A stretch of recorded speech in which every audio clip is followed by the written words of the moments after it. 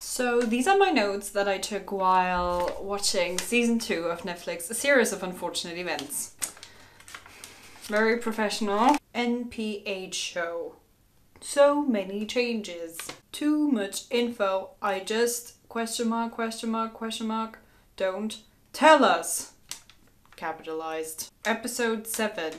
Just because every second word is sugar bowl doesn't mean you're probably introducing a concept. So, did I like it? Yes. Welcome back to Neverland, where it's finally time to review season 2 of Netflix, A Series of Unfortunate Events. A bit of context up front. You could say that I am a big fan of the original book series, although that would probably not really describe it. I'm not a fan in the sense that I know every plot detail, every character by their name. It's not like it is with Harry Potter with me. A Series of Unfortunate Events is very dear to me. I read it very late. I read it when I was 19. And then it very quickly became a big part of my academic career. I wrote both my bachelor's and then my master's thesis about the book series, specifically about what kind of metafictional effect the book series is trying to create. Which means I have analysed these books in and out, not necessarily for what's going on, but for how the story is told and in what ways the story is meta. So while I do not recognise every single plot detail changed in the Netflix series, I do definitely have a lot of opinions on the way they are telling the story. Like a lot of opinions. But first things first, a bit of info up front. This season actually tells the story of 5 books, not 4 as the previous one, from Austere Academy to Carnivorous Carnival. We've largely got the same characters as last time with, a few new additions. We have the same creative team more or less with Bo Welch, Barry Sonnenfeld, and Daniel Handler again, who now is very much coming out of the closet as the actual author of the books rather than Lemony Snicket, which was used to be a big thing. Not the case anymore. He was creatively involved in this. He definitely wrote 2 episodes according to writing credits, but he's also said in an interview that he was less involved this time because the studio didn't actually want him involved so much anymore, which is very interesting. With that out of the way, let's just dive right into it. I'm gonna just structure it like I sometimes do, according to a character's plot, and so on. As far as the characters are concerned, I think this is where the show is at its strongest. I cannot say enough good things about the Baudelaire children. I really can't. Lewis Hines and Melina Weissman are doing an amazing job portraying these characters. I mean, what's funny is that actually I read the books and I never really cared too much about the Baudelaires. Like, obviously you want them to be fine, but I didn't actually care about them as individuals. But now, my goodness. I mean, Klaus is everything I would have wanted to be as a child. Violet is so fierce and so cool, but at the same time emotional. She's just such a cool, complex heroine, and I love it. And Sunny is just so cute. Seriously, every time she's on screen I screech, but also she's so awesome and capable, and it's just, I cannot handle it. I'm not as enthusiastic when it comes to Olaf.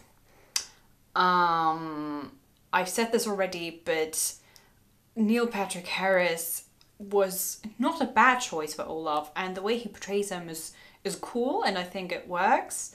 But NPH being an executive producer here, I think is influencing the show too much from a creative point of view, and it's kind of even more so become the Neil Patrick Harris show. And I've used this term last time already because, he's kind of, oh, I sing, so let's have songs. And it's not completely out of character with Count Olaf, but it's kind of breaking the illusion a bit too much. Like, I'm seeing Neil Patrick Harris a bit too much in Count Olaf, you know what I mean? And, with 3, or let's say 2.5 musical numbers, it was just too much. Another thing that I thought was mind-blowing was the way they introduced Coach Genghis. I mean, that was obviously already problematic in the books. But here, it just, you know, it just kind of, it was one step away from brownface. And I think they actually already maybe even took that step. I couldn't really tell. And the thing is, I think they even were trying to criticize that, right? I think by making him culturally insensitive, mixing up elements from different ethnicities and cultures and religions, I think that was the point, but it was too implicit. They should have been more explicit criticizing this. Just making the villain do this thing is not enough. Especially when your show, other than that, is like pretty white. You know what I mean? It just, I didn't know what to make of it. And the thing is, I think they could have easily at least been a bit more explicit about it by having, for example, the Baudelaires criticize him for being so insensitive, but they didn't, and that would have just been one line, and you could have just put it in there, and it would have made things at least slightly better, but they didn't. As for Lemony, you know, I love Lemony Snicket so much. In the books, he's easily my favourite character, if you can call him that. But Patrick Warburton is just not my Lemony, you know? Like, this is just not how I imagined him, and that makes it really hard for me to buy him completely. Like, I still love it when he appears, and I still love every scene with him in it, but it's just not my Lemony. It's just not my Lemony. As for the new characters, I do think they're incredibly well cast. Lucy Punch as Esme Squalor is really, really good. I think she's not likable, but likable enough to like want to see her on screen, which is a very, very good combination. Same goes for Nathan Fillion, who is obviously well cast just because he looks very much like Patrick Warburton. And that was really cool, and I think he portrayed the character well. I found the choice of introducing Olivia so early and as a proper VFD member and not just as Madame Lulu later on, I found that really interesting. I'm not sure she should have been an entirely new VFD member. I think it would have been cooler had she already been with the team. I get that they did it for expositional reasons, but I just think it didn't always work. She just knew a bit too much too quickly, especially towards the end of the season, and then it just kind of didn't work for me. But it was an interesting choice. And now it looks like we know who Alison Williams is playing. Probably Kit Snicket, right? I mean, they specifically hid her stomach, which tells me she could definitely still be pregnant. I think she's actually a really, really great choice for Kit Snicket, because I think Kit, you're supposed to like her, but if they're going to say complex, you're not supposed to like her unconditionally, right? And going with the good and bad theme and kind of making things a bit more grey instead of black and white. And I think Alison Williams is a great choice for that. An actress that I think has played a lot of unlikable characters in the past, in Girls and Get Out, and I think that's why I think she might be a good choice, like being a likable person but always having something to her that's like But yeah, I would say she definitely couldn't or shouldn't be Beatrice, although again they've changed. But yes, I mean, she definitely couldn't or shouldn't be Beatrice, although who knows what they're going to do in terms of plot, which brings me to a plot. And it's funny because I've seen a lot of articles that were like, oh wow, fans are gonna love this faithful adaptation of the book series with like season 2.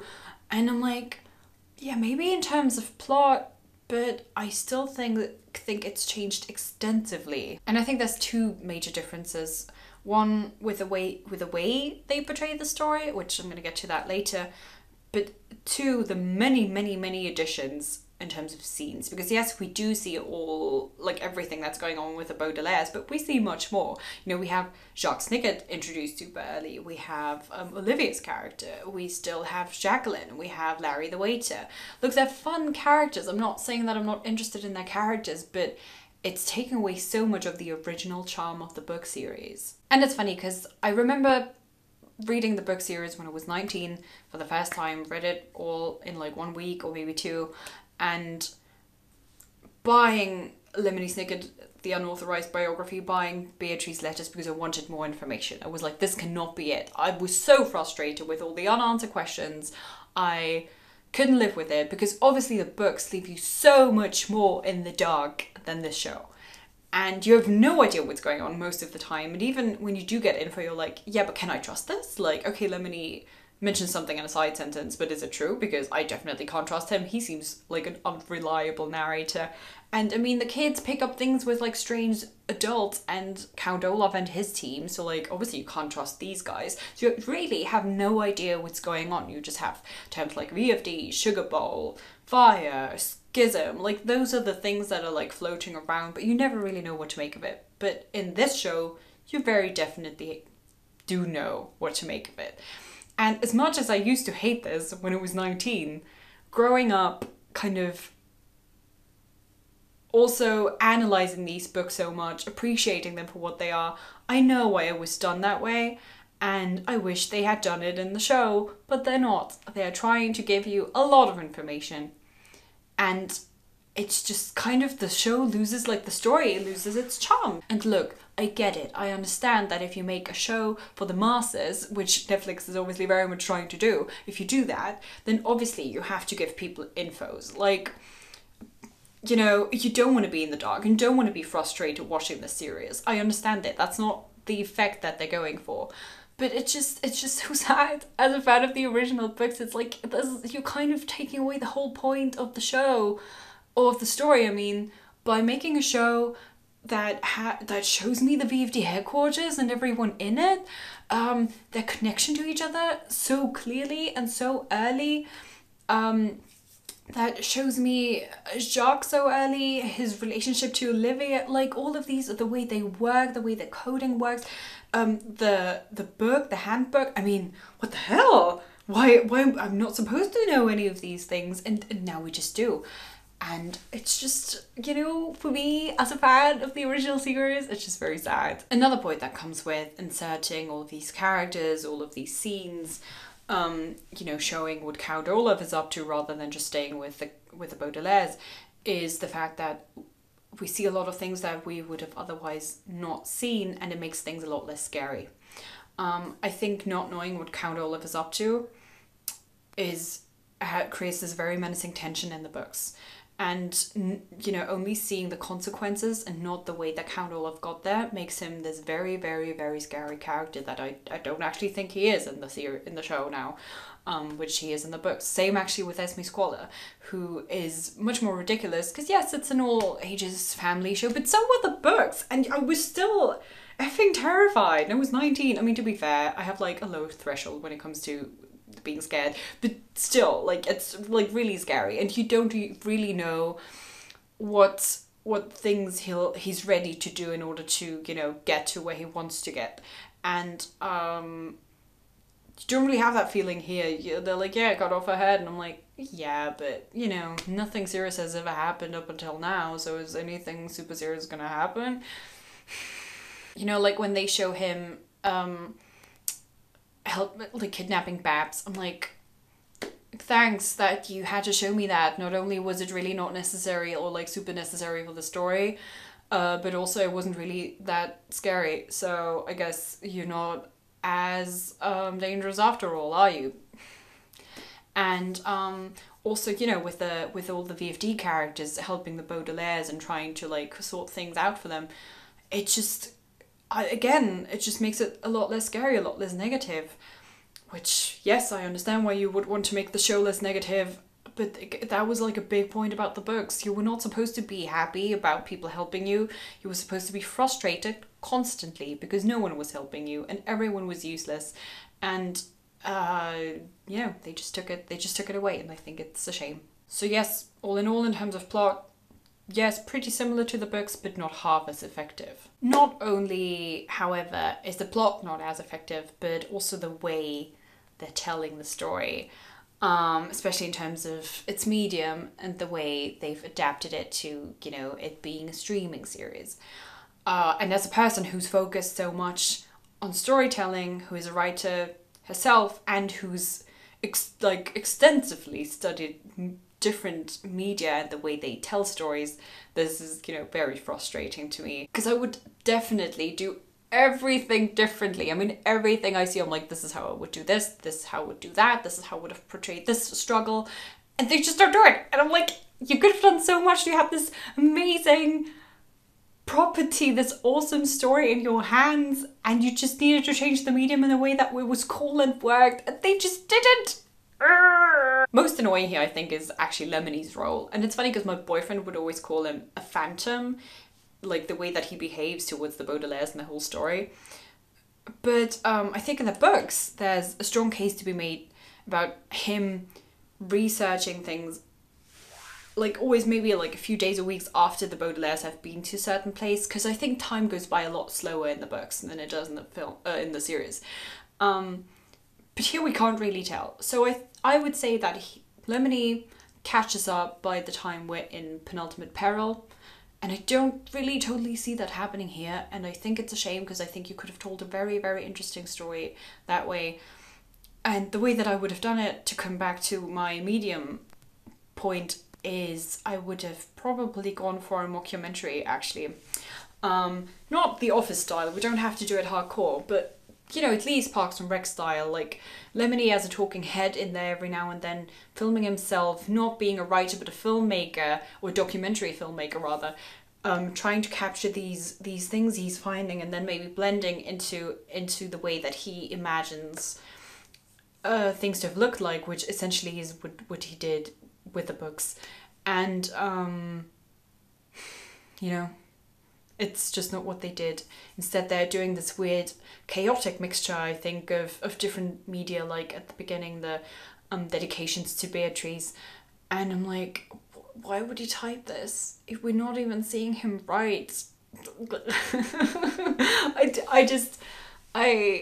I know that I'm being really picky here, but because the story is so dear to my heart, because I'm starting out as a writer and as a storyteller at the moment, this is just very frustrating to me. Finally, having analysed the hell out of all the meta effects in the books, I can obviously not talk about them in the series. Frankly, I think they've been really lazy. Yes, this is a streaming show, we get it. You're not being super clever by mentioning it every time. That's not a clever meta joke. I'm sorry, it's not. And more annoyingly so, but again, that's just an issue that I have, because no one else even sees this. I've already mentioned this probably last year already, and definitely in my trailer analysis for season 2, but they've changed the meta logic from the books, meaning they're not trying to come off as real, as if this were an actual story, not really anyway. They're trying to seem constructed, which is why they use like boring meta jokes like, oh, TV is boring, streaming is awesome. It kind of, you know, attracts attention towards the fact that this is a constructed story and it's not real, it's fiction. And that is the opposite of what the book series was doing. And again, I think they could have created something really special trying to follow the book's logic, but they didn't. And I think the meta effect has largely gone to the dogs at this point. Just because Lemony talks to us doesn't necessarily mean it's very effective in its meta effect, and it really isn't, I think. Look, I've said a lot of negative things now, and yes, there were parts of season 2 that I was really disappointed in, but that also had to do with the fact that my expectations were really high after season 1, because I went into season 1 thinking it was going to be crap, but it wasn't. It was actually really awesome. So now I kind of wanted it to be even more awesome, but it was maybe at the same level / maybe sometimes slightly less.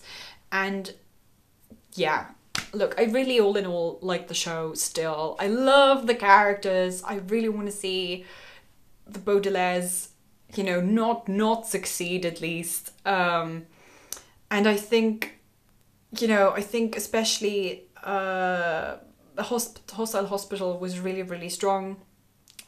Parts of Connor vs. Carnival were really strong. And I think a lot of people are going to like season 2. So don't worry too much. This is just me being ultra picky and just being me, you know. Let me know in the comments what you thought of season 2 of A Series of Unfortunate Events, if you've seen it already. And if you think I've missed like something really big, which I do sometimes, and then I'm annoyed when I make my reviews too early and then wasn't able to include said fact, but whatever, let's hope I didn't. As always, you can like the video if you liked it. You can subscribe if you want to see more of me and children's entertainment. You can follow me on Twitter or on Tumblr for regular updates on my videos, but also children's media. And thank you so much for watching. Bye!